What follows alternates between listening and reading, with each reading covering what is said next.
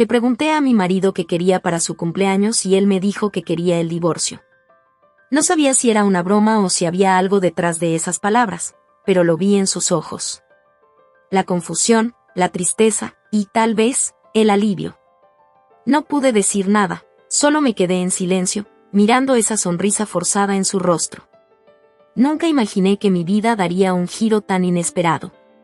Sin embargo, ahí estaba yo, ante la posibilidad de perder todo lo que había construido con él, con una sola frase. Pero, en ese momento, no sabía que esta sería solo la primera de muchas sorpresas. Mi nombre es Marta, y este es el inicio de una historia que cambiaría mi vida por completo.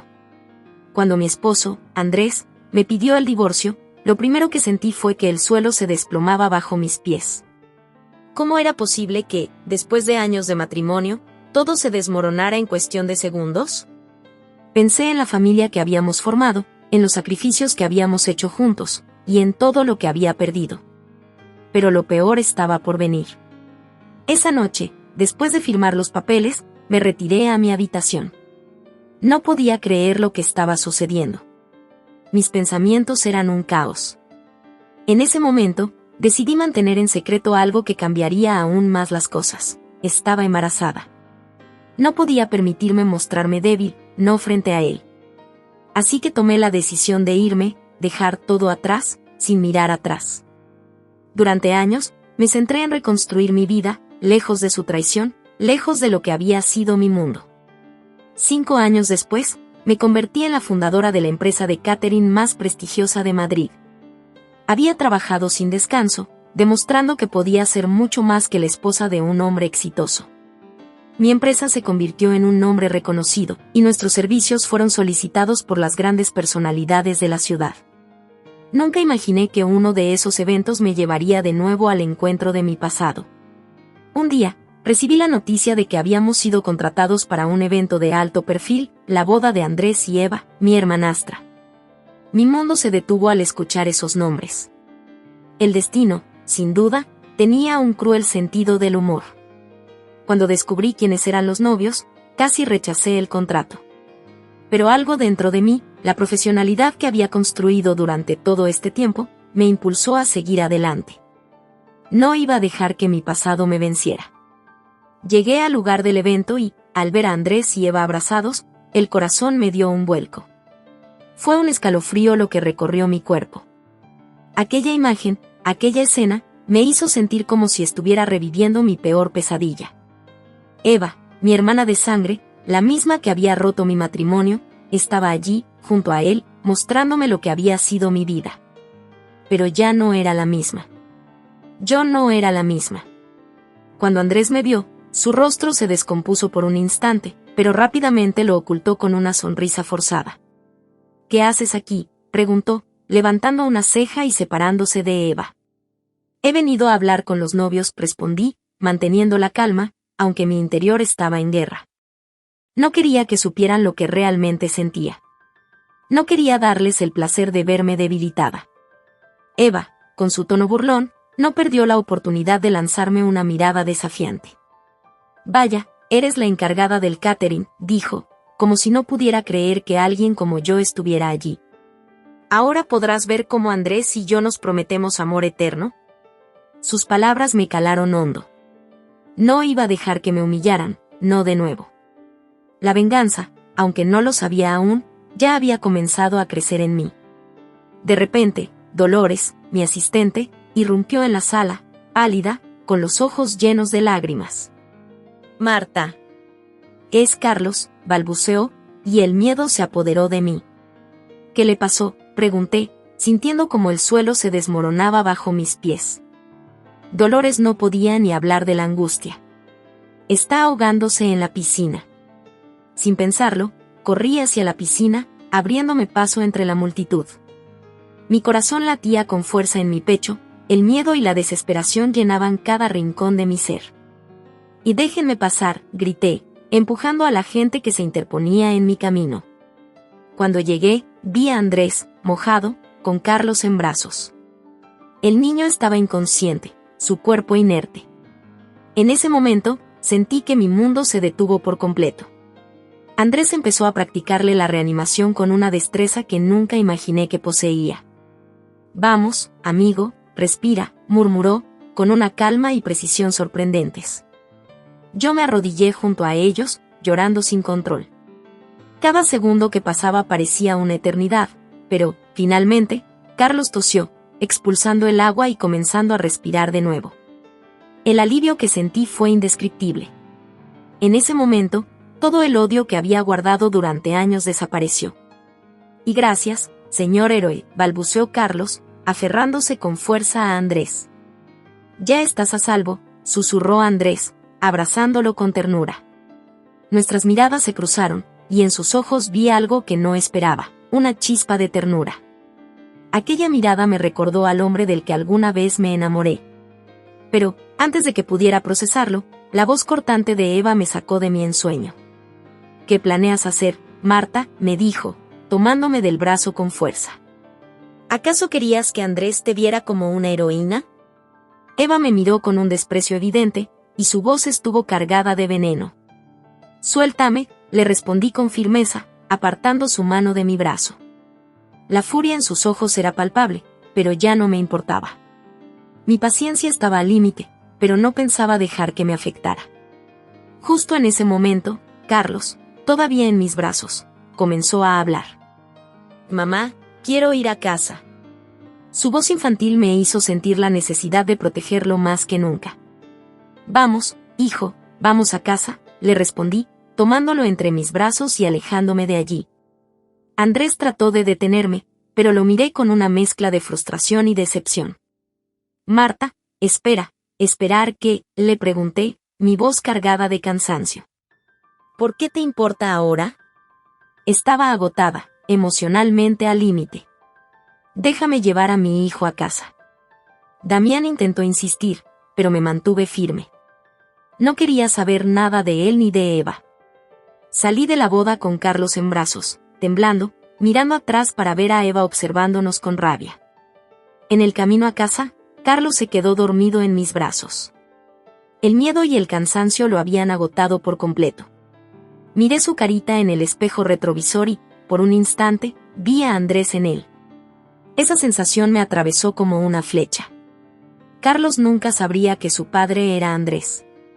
Nunca lo sabría, o al menos eso pensaba.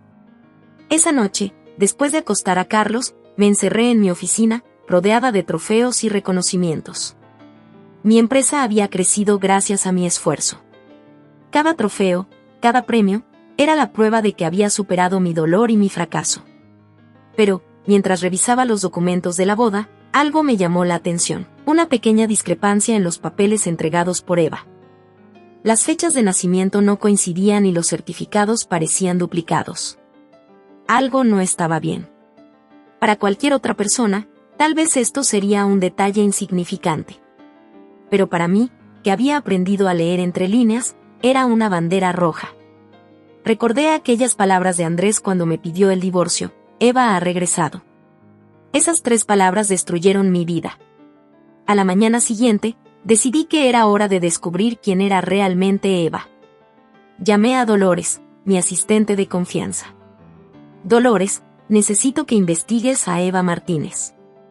Registros escolares, historial laboral, todo lo que puedas encontrar». Dolores me miró preocupada, pero sabía que no podía detenerme. «¿Estás segura, Marta? Has construido tanto, tal vez sea mejor dejarlo estar», me dijo, pero mi decisión estaba tomada. «No, Dolores, ha llegado el momento de saber la verdad. Si algo amenaza la vida de mi hijo o la mía, no me quedaré de brazos cruzados», respondí, con determinación. Esa misma noche, comencé a seguir a Eva, observando sus movimientos, buscando cualquier pista que me revelara algo sobre ella. Anotaba todo, como evitaba hablar de su pasado, como se ponía tensa cada vez que alguien mencionaba su familia. Cada pequeño detalle me acercaba más a la verdad. Mi obsesión por descubrir la verdad sobre Eva crecía cada día más. Cada vez que la observaba, notaba algo extraño, algo que no encajaba. Cada llamada que recibía por la noche la ponía nerviosa, y eso solo aumentaba mis sospechas. Un día, mientras investigaba, encontré un artículo de periódico antiguo. En él aparecía una mujer idéntica a Eva, aunque bajo otro nombre, María Torres. El artículo decía que María Torres había sido acusada de fraude y falsificación. El caso había sido cerrado de forma misteriosa, y los archivos estaban sellados. Algo no cuadraba. De repente, la puerta de mi oficina se abrió y Eva apareció, con esa sonrisa fría que tanto odiaba. Interesante lectura, Marta, dijo, acercándose sin prisa. Su tono, cargado de amenaza, hizo que un escalofrío recorriera mi espalda. No sabía que ibas a venir hoy, le respondí, disimulando mi nerviosismo. Cerré la laptop rápidamente para ocultar la información que había encontrado. ¿Necesitas algo?, le pregunté, intentando mantener la calma. Eva se acercó más, sus tacones resonando en el piso de mármol. Siempre me pregunté, Marta, ¿por qué aceptaste organizar esta boda? Me miró con una sonrisa que no llegó a sus ojos. ¿Aún esperas algo de Andrés? Es solo un trabajo, respondí, manteniendo la mirada. Nada más, añadí, con firmeza. Mientes, sentenció Eva, sin perder su sonrisa venenosa. No olvides que soy tu hermana, y te conozco demasiado bien. La tensión en el aire era palpable. ¿O acaso pensabas que podrías ocultarlo, el embarazo? Mis ojos se agrandaron de sorpresa. Eva sabía lo que había estado ocultando. Mi corazón se aceleró al escuchar las palabras de Eva. La verdad había salido a la luz, y ahora ella lo sabía todo. ¿Y tú?, le respondí, mi voz cargada de rabia. Siempre has sido experta en ocultar tus secretos, en manipular, engañar y destruir vidas. Su sonrisa vaciló por un instante, lo suficiente para darme cuenta de que había tocado un nervio. Ten cuidado, Marta, me advirtió con voz suave pero cargada de amenaza. No querrás que tu familia se vea envuelta en incidentes desafortunados, dijo, y su mirada se volvió aún más venenosa. Un escalofrío recorrió mi cuerpo, y el recuerdo de lo que había sucedido con Carlos en la piscina me aterrorizó. ¿Estaba insinuando que aquello no fue un accidente? ¿Eso es una amenaza?, le pregunté, levantándome de la silla con cautela. Considéralo un consejo fraternal, susurró, su mirada fija en mí. Eva me dio la espalda, pero antes de salir, se detuvo en la puerta. Y ten cuidado con lo que buscas en internet, añadió, con una sonrisa fría. Nunca sabes quién podría estar mirando. La puerta se cerró tras ella, y me quedé allí, completamente paralizada. No solo había descubierto que me estaba vigilando, sino que también había confirmado mis peores sospechas. Lo de Carlos no había sido un accidente. Temblando, tomé mi teléfono y marqué un número que había jurado no usar a menos que fuera absolutamente necesario. Miguel, soy Marta. Necesito tu ayuda, dije, con la voz temblorosa. Miguel y yo habíamos sido compañeros en la universidad, y ahora él era uno de los detectives privados más solicitados de Madrid. Si alguien podía descubrir la verdad sobre Eva, era él. ¿Cuánto tiempo?, preguntó Miguel, con su tono tranquilo pero curioso. ¿De qué se trata? Necesito que investigues a Eva, respondí, con un nudo en la garganta. Ya han llegado rumores, dijo Miguel, con una leve risa. Dicen que Marta Ruiz, la organizadora de eventos más prestigiosa de la ciudad, está a cargo de la boda de su exmarido con su hermanastra. Miguel, hay algo muy turbio en todo esto. Necesito pruebas. Pasaron unos segundos de silencio antes de que Miguel respondiera. Dame 48 horas, dijo con tono serio. Y un consejo, Marta, ten mucho cuidado. Las personas que son capaces de hacerle daño a un niño, son capaces de cualquier cosa. Su voz estaba cargada de urgencia. Colgué el teléfono con el corazón acelerado. La sensación de que alguien estaba vigilándome, acechándome, me perseguía.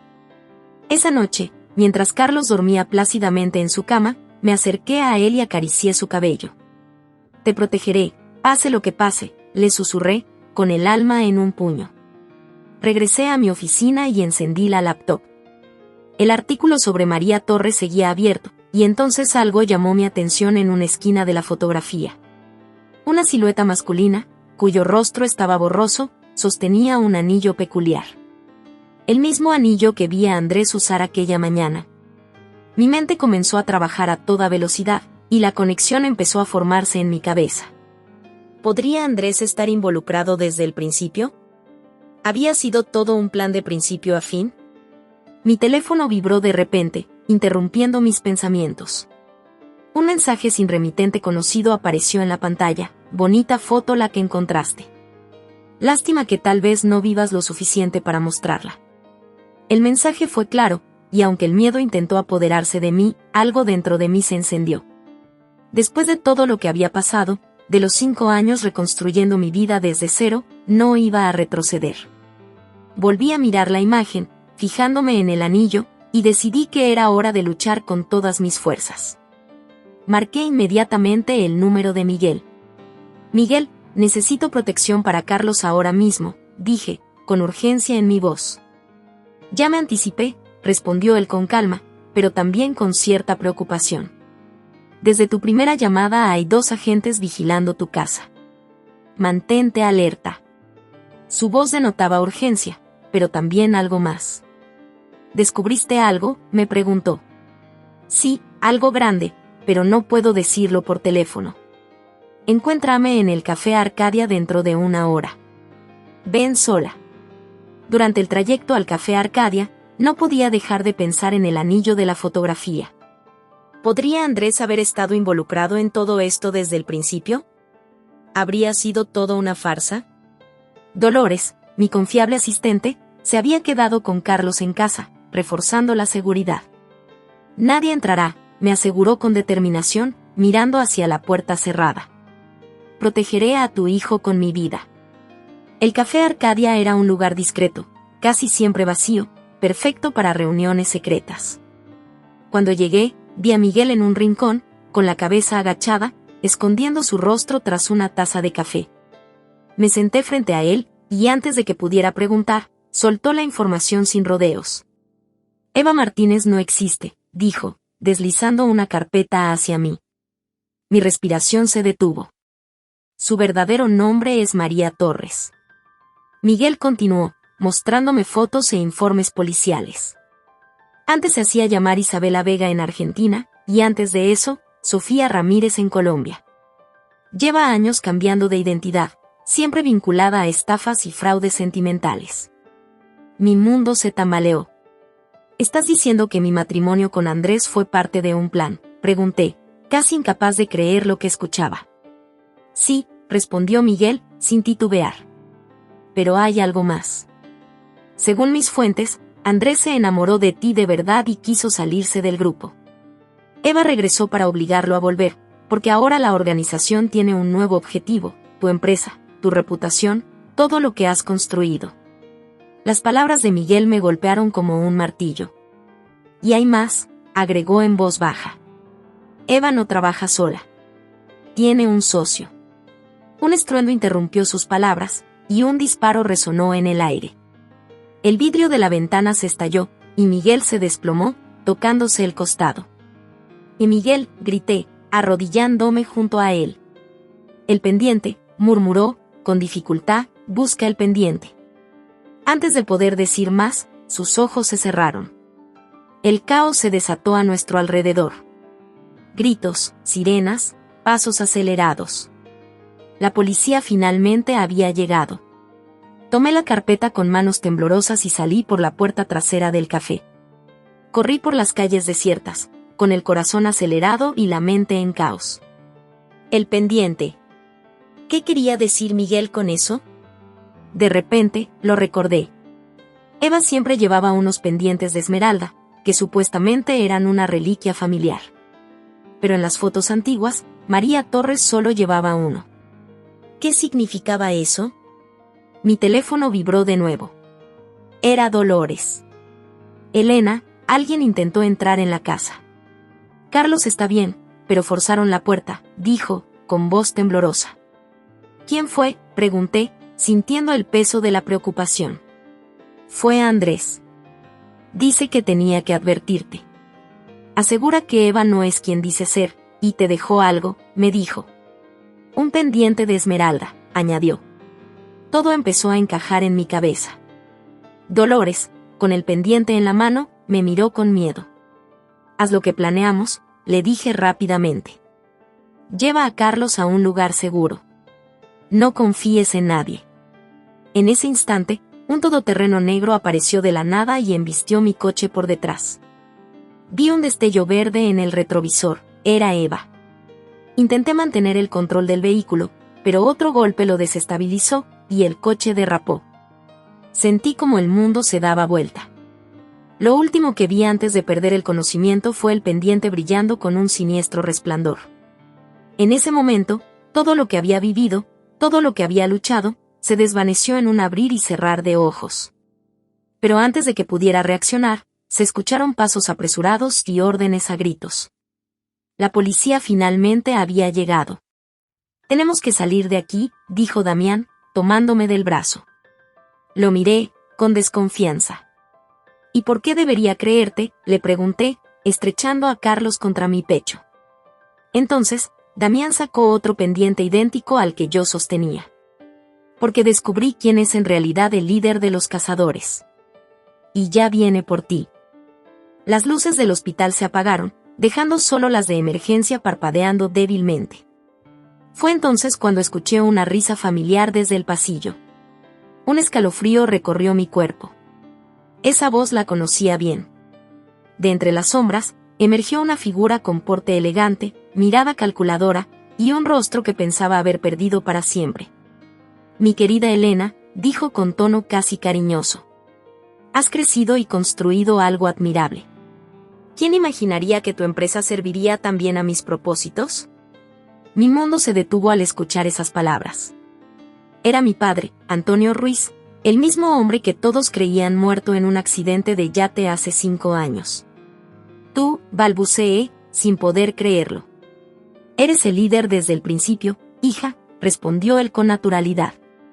«Fui yo quien te abrió las puertas, quien te financió, solo que ahora ha llegado el momento de cobrar esa deuda». Damián se interpuso entre nosotros. «Esto se acabó, Antonio. Tenemos pruebas de todo», dijo, mostrando los pendientes idénticos. «Todos mis socios los tienen. No me subestimen. Eva fue útil, pero prescindible, como lo fue Miguel. ¿Cómo lo serán ustedes si no cooperan?». En ese momento, varios hombres armados aparecieron tras él, todos con rostros conocidos de la alta sociedad madrileña. De repente, se escucharon más disparos, pero esta vez desde el otro extremo del pasillo. Las fuerzas especiales habían irrumpido. Dolores gritó, «por aquí», y nos guió hacia la salida de emergencia. Corrimos, Carlos en mis brazos, temblando. En el estacionamiento, un coche blindado nos esperaba. Pero antes de llegar al vehículo, una figura bloqueó nuestro paso, Eva, herida y ensangrentada, pero aún armada. «Si yo caigo, ustedes también», amenazó, apuntando a Carlos. Todo ocurrió en un segundo.